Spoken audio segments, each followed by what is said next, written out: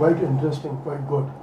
There have been a couple of cases which have come to me after this award show, which have really driven me crazy.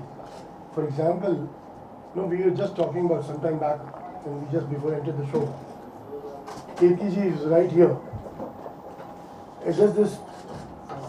There's somebody down in the north who has been living with this problem over the last about 42 years now. People have discarded her from society. I tell you, this is something ridiculous. Had it been a male example, for example, why should we not respect or accept these problems? If something goes wrong with a male member, it's just taken for granted. And the moment it goes wrong something with a female, people are ready to just sit on heads. There are families who talk to you. They try to tell you, why are you living with such a woman?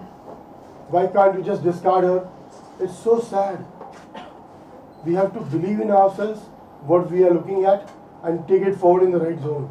Not that if we listen to the world out there, what the people talk about you. You have got your own thought process. Let's talk to you. Let that individual talk to himself and take the right decision at the right time. My question is for Dr. Anil Murarka. What challenges did you face while putting up the show together? Fantastic. It's something really which drives us crazy, Trust me, as a common man, the very first question which I come across is, who am I to award these unsung heroes of life? Now, there are moments where I have to go personally, talk to the families, make them understand it's nothing to do commercial. The first thing what people think is, it's like a money-making business. It is really not.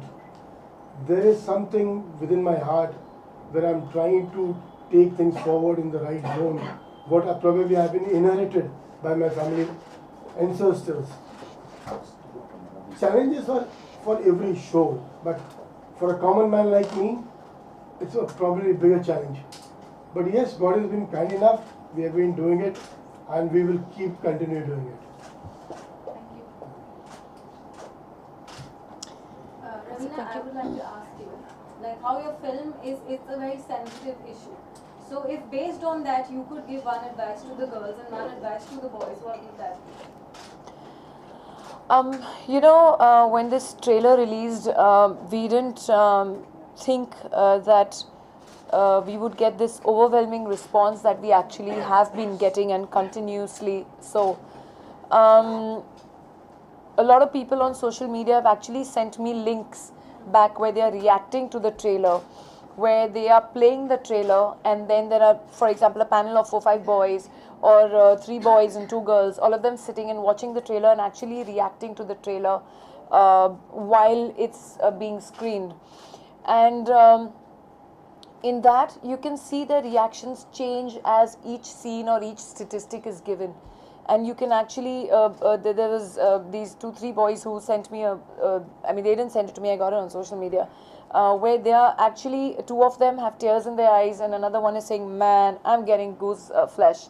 And literally, you can see uske rongte khade ho rahe, and he's like, oh my God. And the message that is going across is, fortunately for us, that somewhere it is touching the hearts of the young people, of the youth of our country, and they are reacting to that. They have started discussion. They're talking about it. I don't say that this one film is going to change the way our society thinks, but it is a move in the right direction where we need to now stop sugarcoating things and actually bringing out the hard facts for people to see that this is what is happening, and when are we actually going to wake up, because year by year, annually, the statistics only seem to be going up by thousands. And probably only in one state. We don't know in the whole country. We've not yet mapped out the statistics yet. But besides these reactions that we're getting, what we are liking is that a debate, a discussion has started. My message basically to these guys, even in the film, we don't show a solution, honestly. In fact, we tell people that, this is just fiction. This is just a story. But tomorrow it can become someone's reality. And nobody under any circumstances should be pushed to such a level that they take law into their own hands. But this film does show the frustration of the common man and what they go through knocking doors looking for justice. The thing that I tell boys and I tell girls, the message that I would like to give is that even for boys, within yourself, you start becoming conscious and concerned about the safety of women around you. Whether it is in your workplace, it is in your colleges, it is in your classroom. You have to start thinking that the woman or the girl sitting next to me is somebody's daughter, is somebody's sister, can be somebody's wife, can be somebody's mother next. So make it your moral responsibility also that when the girls, if they're going back late in a cab, home after work, or all you guys have worked till late, and then make sure that you're on the phone with them, make sure you've got some safety apps, make sure that you keep, take the taxi driver's license or the cab, plate, the number plate number, or for example, there are so many people I know, they always take even the phone number or the mobile number of the cab driver and ring him back to see that it is the same thing. So these are few safety things which I think even boys should help our girls out in the workplace. Make sure that your friend has reached safely home. For the girls, I tell them it's very easy to just blame our atmosphere which is happening now, whether it's the political leaders or religious leaders who are, instead of progressing, somewhere regressing and making these ridiculous statements about why is she wearing jeans and why is she wearing a skirt and why should she do this and why was she playing badminton at 9:30 in the night. I mean, these ridiculous statements you hear.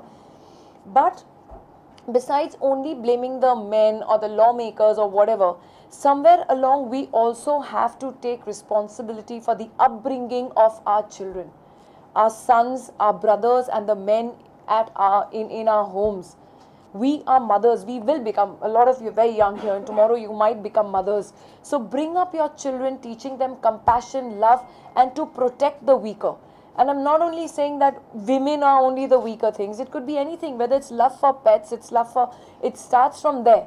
Hardened statistics say that the most hardened criminals start off when they're very young. They start off with throwing a puppy off the building or burning it alive or breaking a pigeon's leg. That starts off with psychologically, it proves that this person is taking pleasure in another living being's suffering.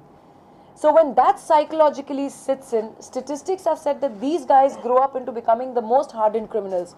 So as mothers as well, we have that moral responsibility to teach our sons, or probably younger brothers, or the men in our house, that the girl next to you, the woman next to you, or the weaker person next to you, try and protect, be concerned, and give that respect.